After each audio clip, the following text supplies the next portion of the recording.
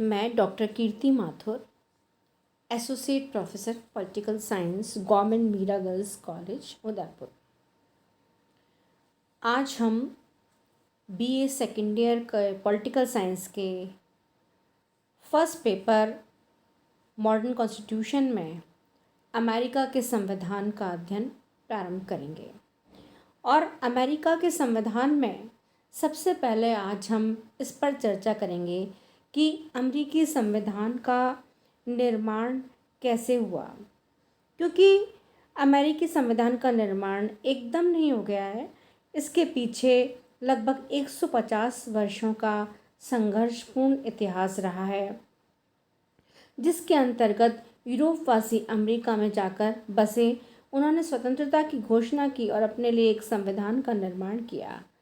तो आज हम संविधान के निर्माण का अध्ययन करेंगे कि किस तरह से अमेरिका के संविधान के क्या चरण रहे। तो अमेरिकी संविधान का जो उदय है वो 4 चरणों में हुआ है: औपनिवेशिक युग, स्वतंत्रता की घोषणा, परिसंघ की स्थापना और संविधान का निर्माण। 1492 में स्पेन निवासी कोलंबस ने पश्चिमी हिंदू द्वीपों की खोज की और इस तरह उसने यूरोप के लिए अमेरिका के द्वार खोल दिए। 17वीं सदी में यूरोप के लोग बहुत बड़ी संख्या में और बहुत ही तीव्र गति से अमेरिका जाकर बसने लग गए। उनके अमेरिका जाकर बसने का जो रीज़न था मेन, वो ये था कि आर्थिक और धार्मिक। यूरोप से अमेरिका गए वे व्यक्ति जिनमें काफ़ी बड़ी संख्या अंग्रेज़ों की थी, अपने साथ सामाजिक और सांस्कृतिक जीवन की परंपराएं और शासन संबंधी विचार भी ले गए थे। ब्रिटिश सम्राट से प्राप्त आज्ञापत्र के आधार पर 1775 तक अमेरिका में अलग अलग 13 उपनिवेशों की स्थापना हो गई। इन उपनिवेशों की शासन व्यवस्था में परस्पर कुछ अंतर होते हुए भी यह एक सामान्य बात थी कि आंतरिक प्रशासन संबंधी मामलों में पर्याप्त सीमा तक स्वतंत्रता प्राप्त होते हुए भी वैदेशिक तथा सेना संबंधी मामलों का संचालन ब्रिटिश सरकार के द्वारा। जैसे जैसे समय बीतता गया, इन उपनिवेशों की अपनी एक संस्कृति और राष्ट्रीयता का विकास होने लगा और इनमें अपने मातृ देश के प्रति भावनात्मक लगाव कम होने लगा और वे स्वयं शासन की दिशा में सोचने लगे। इंग्लैंड ने अपनी आर्थिक स्थिति को सुदृढ़ करने के लिए अमेरिकन उपनिवेशों पर अनेक कर लगाने और कठोर व्यापारिक कानून पारित करने शुरू कर दिए, जिनसे केवल इंग्लैंड को ही लाभ होता था। अमेरिकन उपनिवेशों ने इन कानूनों का विरोध किया और नए अनुचित कर लेने से स्पष्ट इनकार करते हुए प्रतिनिधित्व के बिना कर नहीं, नो टैक्सेशन विदाउट रिप्रेजेंटेशन की घोषणा की। इंग्लैंड ने कठोरता के साथ अमेरिकी जनता की आवाज़ को दबा देने का निश्चय किया। ब्रिटिश शासन ने विद्रोहियों का दमन करने के लिए अनेक कानून बनाए। उपनिवेशों की ऐसी खराब स्थिति पर विचार करने के लिए उपनिवेशों के प्रतिनिधियों की 5 सितंबर 1774 को फिलाडेल्फिया में बैठक हुई। यह सभा महाद्वीप की प्रथम कांग्रेस कहलाती है। एक एसोसिएशन बनाया गया और इस कांग्रेस ने उन दमनकारी कानूनों को रद्द करने के लिए सम्राट के पास एक याचिका भेजी, लेकिन जॉर्ज तृतीय ने इस याचिका को अस्वीकार कर दिया। इसके बाद अमेरिका में विद्रोह की भावना बहुत तेज हो गई। अब ऐसी स्थिति में 10 मई 1775 को फिलाडेल्फिया में दूसरी महाद्वीपीय कांग्रेस हुई और इसमें इंग्लैंड से युद्ध का प्रस्ताव पेश किया गया और जॉर्ज वॉशिंगटन को अमेरिका की नागरिक सेना का सर्वोच्च सेनापति भी नियुक्त कर दिया गया।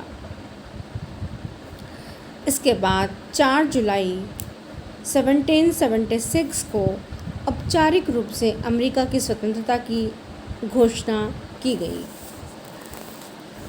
ग्रेट ब्रिटेन और अमेरिकन उपनिवेशों में 6 वर्ष तक युद्ध चला, जिसके अंत में 19 अक्टूबर 1781 को अमेरिकन उपनिवेशों की जीत और ब्रिटिश सेनापति कॉर्नवालिस की पराजय हुई। ब्रिटिश लोक सदन ने युद्ध समाप्त करने के लिए मतदान किया और लॉर्ड नॉर्थ की सरकार ने अपना त्यागपत्र दे दिया। सम्राट जॉर्ज तृतीय ने नवीन सरकार गठित की, जिसने अमेरिका की स्वतंत्रता को मान्यता दे दी। 1783 में ब्रिटेन और अमेरिका के बीच संधि संपन्न हो गई। 4 जुलाई 1776 को स्वतंत्रता की घोषणा करने के साथ ही अमेरिकी उपनिवेशों ने संगठित होने और एक इकाई के रूप में कार्य करने की आवश्यकता अनुभव की। महाद्वीपीय कांग्रेस के द्वारा वाद विवाद के बाद 17 नवंबर 1777 को परिसंघ की स्थापना का प्रस्ताव पास किया। इस प्रस्ताव के आधार पर मार्च 1781 में परिसंघ की स्थापना हो गई। परिसंघ प्रारंभ से ही बहुत अधिक निर्बल था और परिसंघ के स्थान पर नवीन संविधान के निर्माण की आवश्यकता अनुभव की जा रही थी। अतः 25 मई 1787 को फिलाडेल्फिया में एक सभा प्रारंभ हुई। इस सभा में 13 राज्यों के प्रतिनिधियों ने भाग लिया।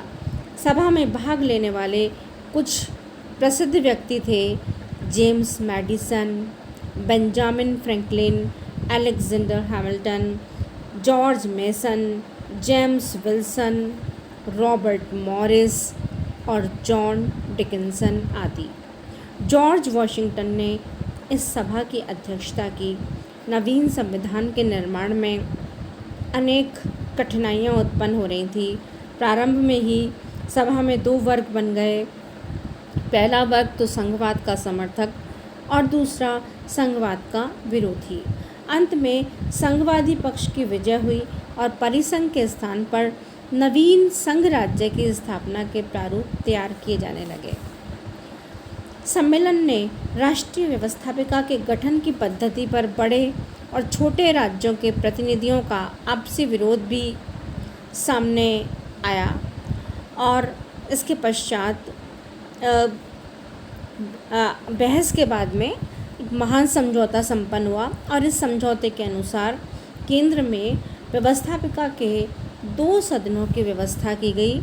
यह निश्चित किया गया कि निम्न सदन अर्थात प्रतिनिधि सभा में जनसंख्या के आधार पर राज्यों के प्रतिनिधि चुने जाएंगे और दूसरे सदन सीनेट में छोटे बड़े सभी राज्यों को समान प्रतिनिधित्व प्राप्त होगा। सम्मेलन के सदस्य मोंटेस्क्यू के शक्ति विभाजन सिद्धांत से बहुत अधिक प्रभावित थे। अतः इंग्लैंड की शासन व्यवस्था से भिन्न अध्यक्षात्मक शासन व्यवस्था को अपनाया गया और अंत में 26 जुलाई 1787 तक संविधान के प्रमुख सिद्धांतों पर सहमति हो गई और 26 प्रस्तावों के रूप में भावी संविधान को स्वीकार कर लिया गया।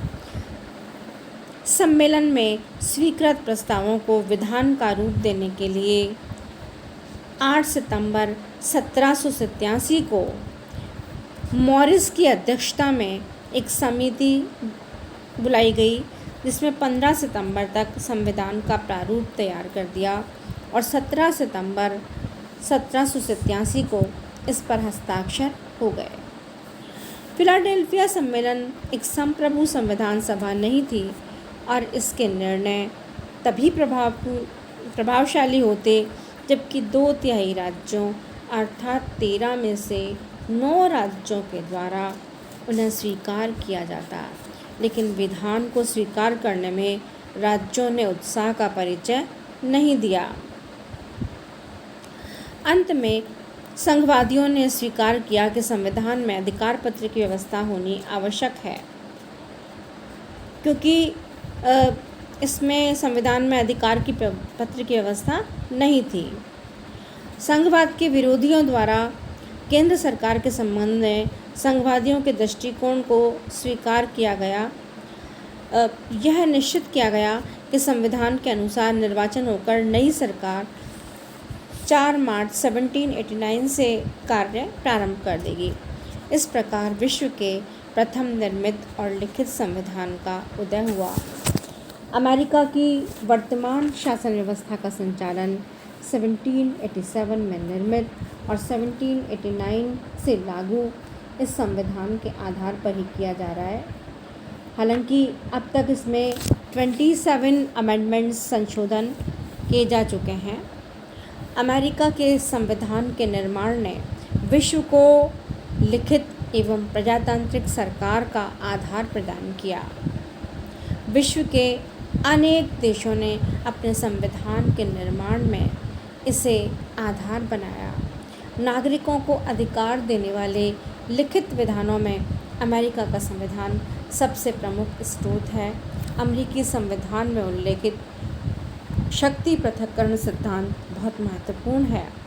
संघीय सरकार की स्थापना एवं न्यायपालिका की सर्वोच्चता आधुनिक राजनीतिक प्रणाली की आधारशिला है।